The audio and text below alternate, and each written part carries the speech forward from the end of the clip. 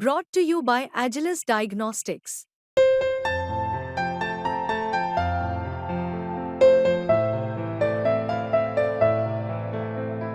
Agilus Diagnostics. का कीमती कोयला जल रहा है, प्रदूषण फैल रहा है। श्री माइनिंग एरिया में भी महादिक 10 minutes.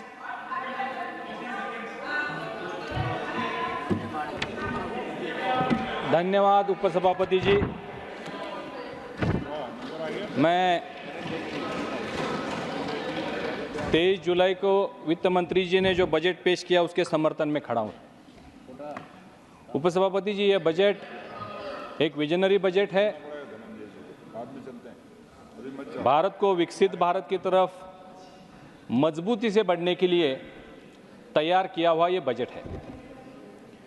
पिछले 6 दिन से उपसभापति जी हम सब विपक्ष को सुन रहे हैं और Kindly do not interrupt. Honorable member, kindly do not interrupt. Please speak. विपक्ष के सभी लोगों की बातें हम सुन रहे थे। मुझे बहुत हैरत हो रही थी उपसभापति जी कि कोई भी खुश नहीं था और सब के सब यही बोल रहे थे कि हमें कुछ नहीं मिला।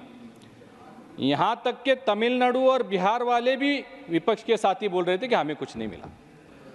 और हद तो तब हो गई जब सदन के देश के एक बहुत बड़ी वकील वहाँ से बोल रहे थे कि India's economy is in crisis. उपसभापति जी, क्राइसिस किसे कहते हैं? हमारे आसपास के पड़ोसी देशों को देखिए। पाकिस्तान, महंगाई, पेट्रोल अभी 250 रुपये हो गया है। एक आटे की बोरी निकलती हो तो 100 लोग उसके पीछे भागते हैं। फ्रांस के राष्ट्रपति जी ने इस्तीफा दे दिया, बोले कि मैं ये देश चला नहीं सकता हूँ, उसे क्राइसिस कहते हैं। लेकिन हमारे देश में जो उन्होंने यहाँ पे आपत्ति जताई, जो क्राइसिस चल रहा है, सभापति जी मैं कुछ आंकड़े आपके सामने रखना चाहता हूँ। भारत, हम सब जानते हैं, वैश्विक अर्थव्यवस्था में 2014 में 11वें स्थान पर था, आज वो 5वें स्थान पर है। और ये 5वें स्थान पर कैसे आया सभापति जी? क्योंकि ये देश विकास की ओर बढ़ रहा है, विकसित भारत की ओर बढ़ रहा है। हमने देखा जब जीएसटी कानून लाया गया 2017 में, जब जीएसटी कानून लाया गया था तब जीएसटी का महीने का कलेक्शन 35,000 करोड़ था। पिछले महीने जून के 2024 महीने का अगर हम जीएसटी कलेक्शन देखेंगे तो मैडम 2 लाख करोड़ रुपया जीएसटी कलेक्शन हुआ है। 2 लाख करोड़। ये कैसा क्राइसिस है? मैं उनसे जानना चाहता हूं। देश में स्टार्टअप की संख्या 2014 से पहले 350 थी मैडम, सिर्फ 350। आज भारत में 1,07,000 स्टार्टअप्स है, जिसमें कई सारे रोजगारों की भी संधि उपलब्ध कराई गई है। आईटी, जो इनकम टैक्स भरने वाले थे, उनकी संख्या 2 गुनी हो गई है मैडम। पर कैपिटा इनकम की बात वहाँ से बहुत बार चली। 2014 से पहले हमारे देश के लोगों की पर कैपिटा इनकम 76,000 थी, आज वो 2,12,000 हो गई है। ये कैसा क्राइसिस है ये हम जानना चाहते हैं मैडम। कुछ आंकड़े और भी मैं बताना चाहूँगा। ये महंगाई की भी बात करते हैं, क्राइसिस की बात करते हैं। हमारे देश में 2014 से पहले 2013-14 के साल में 4 व्हीलर्स की जो बिक्री हुई थी वो हुई थी मैडम 18 लाख। और आज 2024 में जो 4 व्हीलर कार्स की बिक्री हुई है वो है 42,18,746। 4 गुना। ये कैसा क्राइसिस है? 2 व्हीलर का जो सेल, 2 व्हीलर की बिक्री जो 2014 में हुई थी वो 1,14,000 थी, आज 2024 में 1,79,704 है। 3 गुना। ये कैसा क्राइसिस है मैडम? सिर्फ इलेक्ट्रिक बाइक्स का अगर हम यहाँ पे सोचे तो पिछले 1 साल में 9,10,000 इलेक्ट्रिक व्हीकल्स की बिक्री हुई है। ये कैसा क्राइसिस है? हमारे देश में टूरिज्म बढ़ रहा है, टूरिज्म के आंकड़े यहाँ पे दिए गए। जो बाहर से लोग देश में आते हैं उनके आंकड़े बताए गए, लेकिन हमारे देश से जो विदेश में लोग गए, सिर्फ 2024 के आंकड़े में आपको बताना चाहता हूं। पहले मैं 2014 का बताऊंगा। 2014 में भारत से विदेश में यात्रा करने के लिए 1.5 करोड़ लोग गए थे। 2024 में ये संख्या 7.5 करोड़ है मैडम। लोगों की स्पेंडिंग कैपेसिटी बढ़ गई मैडम, क्योंकि लोगों का इनकम बढ़ गया है। एयरलाइंस की संख्या, एयरलाइंस के रूट, एयरपोर्ट्स की संख्या देश में सिर्फ 49 एयरपोर्ट्स हुआ करते थे, 74 एयरपोर्ट्स हुआ करते थे। आज देश में 149 एयरपोर्ट चल रहे हैं। 2014 से पहले देश में एयरलाइन के जो रूट्स थे वो 209 थे, आज 605 रूट्स है। और सबसे मजे की बात आपको बताऊं, आप सभी महसूस कर रहे होंगे, एयरलाइन का कोई भी टिकट आज आप खरीदने जाओ तो टिकट मिलता नहीं है, सारी फ्लाइटें फुल चल रही है। 609 रूट डोमेस्टिक चल रही है, और सबसे पहले जिसका बुकिंग होता है वो है बिजनेस क्लास। ये क्यों हो रहा है मैडम? क्योंकि लोगों की स्पेंडिंग कैपेसिटी बढ़ चुकी है। उन्होंने और एक बात कही मैडम, कि उन्होंने कहा देश की हमारी इतनी बड़ी जनसंख्या है, 144 करोड़ लोग हैं, और बेरोजगारी का जो परसेंटेज उन्होंने बताया, आप रिकॉर्ड चेक कर लीजिए, उन्होंने बोला 83% लोग बेरोजगार है। 83% लोग बेरोजगार कैसे हो सकते हैं मैडम? तो ये देश कैसे चलेगा? ये देश कैसे चल रहा है? इतने सारे फैक्ट्रियां कैसे चल रही है? ये जो इतनी सारी 4 व्हीलर की बिक्री हुई, 2 व्हीलर की किसने बनाई है?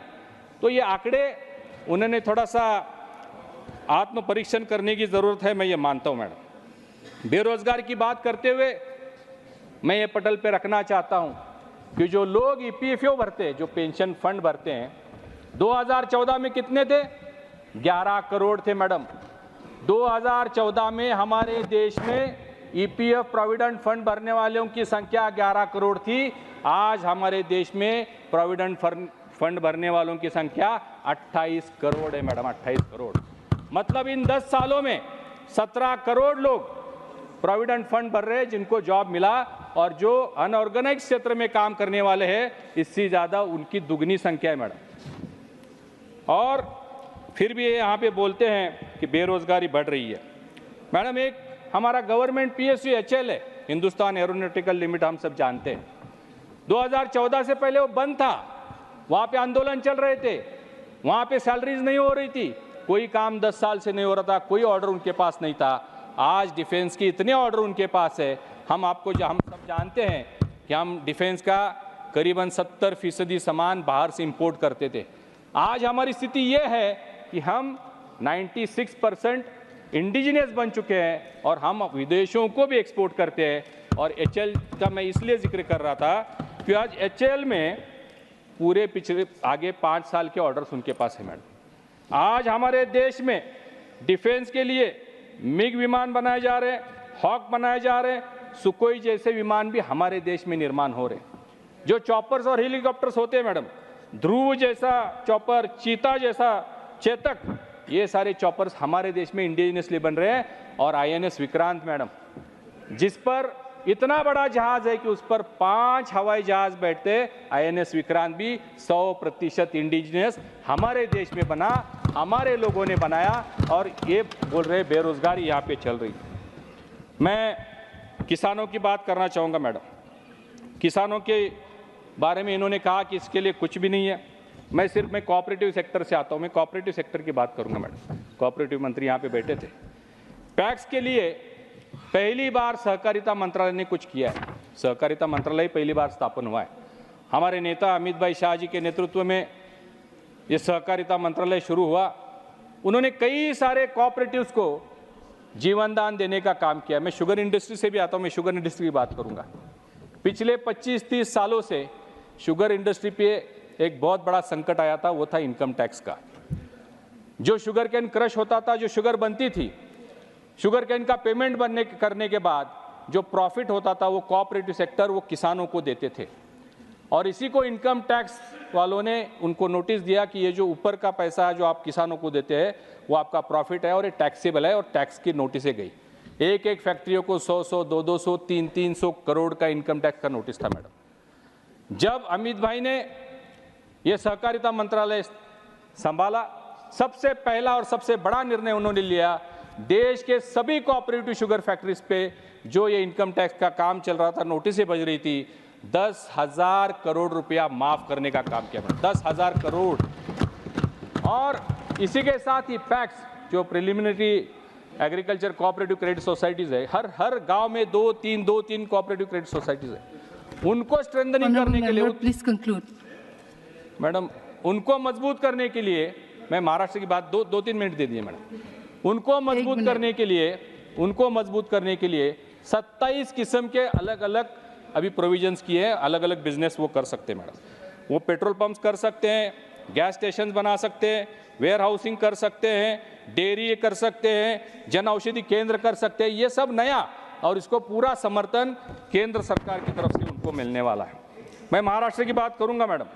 महाराष्ट्र में ये बोल रहे थे जो हमारे साथी सदस्य कि महाराष्ट्र को कुछ नहीं मिला। मैं 2-4 आपको आंकड़े यहाँ पे गिनवाना चाहूँगा। महाराष्ट्र में जो वार्ड 1 पोर्ट बन रहा है उसके लिए 76,000 करोड़ रुपए केंद्र से दिया है। मुंबई मेट्रो के लिए 1,087 करोड़, मुंबई अर्बन ट्रांसपोर्ट के लिए 908 करोड़, विदर्भ मराठवाड़ा सिंचाई प्रोजेक्ट के लिए 600 करोड़, महाराष्ट्र रूरल रोड्स के लिए 400 करोड़, मुंबई दिल्ली इंडस्ट्रियल कॉरिडोर के लिए 499 करोड़, कृषि प्रकल्प के लिए 598 crore, economic corridor 467 crore, MMR green urban mobility 150 crore, Nagpur metro 683 crore, Nag नदी के लिए 500 करोड़, पुणे मेट्रो के लिए 814 करोड़, मुला मुठा रिवर के लिए 690 करोड़, और महाराष्ट्र के जो रेल प्रोजेक्ट्स है उसके लिए 15,940 करोड़ दिए मैडम। बस मैं खत्म कर रहा हूँ। पोषण अभियान के लिए 1,700 करोड़। रविचंद्र मैं शेयर करके खत्म। Thank you sir, thank you madam, ఉపసభాపతి మహోదయ్, thank you. 2024 honourable speaker 15 seconds. विपक्ष के कुछ साथी बोल रहे थे कि निर्मला जी का ये आखिरी भाषण है। मैं उस पर कहना चाहता हूं, अभी बहुत काम बाकी है। जिंदगी की असली उड़ान अभी बाकी है, हमारे हौसलों का इंतहाम अभी बाकी है। अभी तो नापी है मुट्ठी भर जमीन, आगे तो सारा आसमान बाकी है। जय हिंद, जय महाराष्ट्र।